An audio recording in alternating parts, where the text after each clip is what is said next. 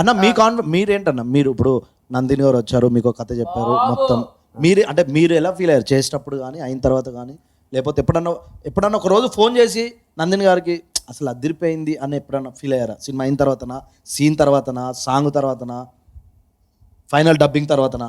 నేను మా అమ్మని ఎంత నమ్ముతాను, ఈ సినిమాని ఎంత నమ్ముతాను.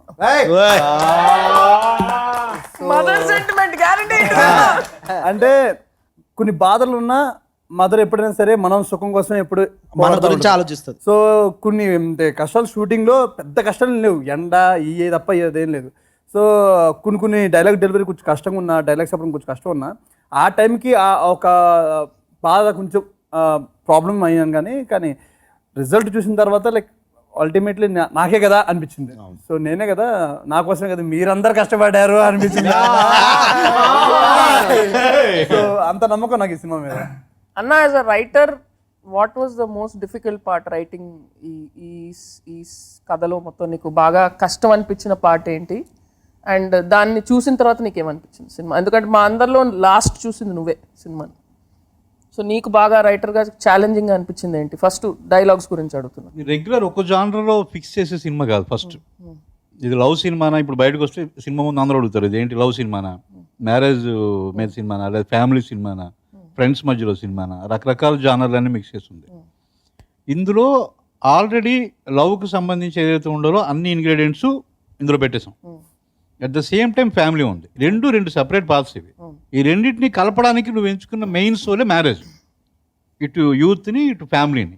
ఈ బ్రిడ్జ్ సరిగ్గా లేకపోతే కనుక మనం మిస్ఫర్ అయిపోతుంది. సో ఆ బ్రిడ్జ్ కోసం మనం సీన్ వేసాం, గుర్తుందా? మనం కూర్చొని రాస్తున్నప్పుడు ఈ సినిమా సోల్ ఏంటి, సోల్ ఏ సీన్లో చెప్పాలంటే, పెళ్ళంటే ఏంటి, ఒకప్పుడు పెళ్ళంటే ఏంటి, ఇప్పుడు పెళ్ళంటే ఏంటి, పెళ్ళిళ్ళు ఎందుకు ఇలా తయారవుతున్నాయి, మ్యారేజ్ వాల్యూస్ గురించి అది ఆ సీన్ రాసాక నాకు నమ్మకం వచ్చింది. రైట్, మనం డెఫినెట్గా ఎలా వెళ్తుందని పక్కన పెట్టేస్తే అనుకున్న చెప్పేసాం. సో ఇప్పుడు మనకి ప్రాబ్లం లేదు. యూత్ఫుల్గా ఉండేది, ఎంటర్టైన్మెంట్, జోకులు, ఇదంతా కామన్. ప్రతి సినిమాలో చేసేదే, ప్రతి సినిమాలో రాసేదే. At the same time total marriage values గురించి పేరెంట్స్ పాయింట్ ఆఫ్ వ్యూ. ఇప్పుడు ఈవెన్ మ్యారేజ్లో కూడా, మన పెళ్లిపాటలో కూడా మనం ఫస్ట్ నుంచి గ్రాఫ్ అనుకున్నప్పుడు కూడా మ్యారేజ్ ఫస్ట్ పల్లవి ఏంటి, మొత్తం పెళ్లి హడావుడంతా చెప్పాలి.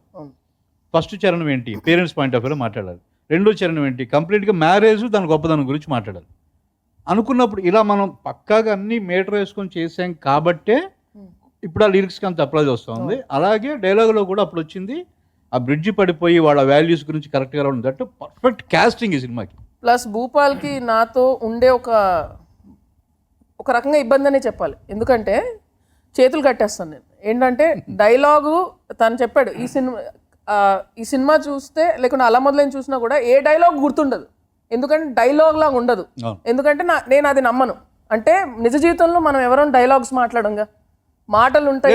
యాక్చువల్లీ ఇప్పుడు చెప్పాలి, అలా మొదలైందికి అంతకుముందు ఒక సినిమాకి వచ్చింది అదే కాంప్లిమెంట్, తర్వాత అలా మొదలైందికి వచ్చింది.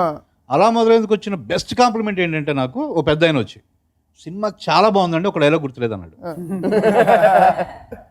నిజంగా ది బెస్ట్ కాంప్లిమెంట్ అది. ఎందుకంటే డైలాగ్ గుర్తుంటే రైటర్ కనిపించినట్టు, డైలాగ్ గుర్తు లేకుండా సినిమా బాగుందంటే క్యారెక్టర్ కనిపించినట్టు. డైలాగ్ ఉండకూడదు కదా, మనం డైలాగ్ మాట్లాడంగా, అందుకని బాగుంది.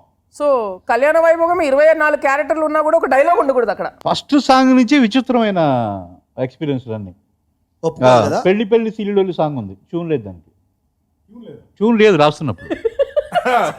దానికి ఓన్లీ రిథమే ఉంది. ఆయన ఒక రిథం తీసుకుని వచ్చి, ఇది రిథమ్, దీని మీద ఒక ర్యాప్ చేద్దాము, ఫస్ట్ రిథం కూడా ఇవ్వలే, ఏదో ఒకటి రాయి అన్నాడు. ఏదో ఒకటి రాస్తే దాన్ని చూద్దాం, ట్యూన్ చేద్దాం, మొదలుపెట్టి ఏం రాస్తాం.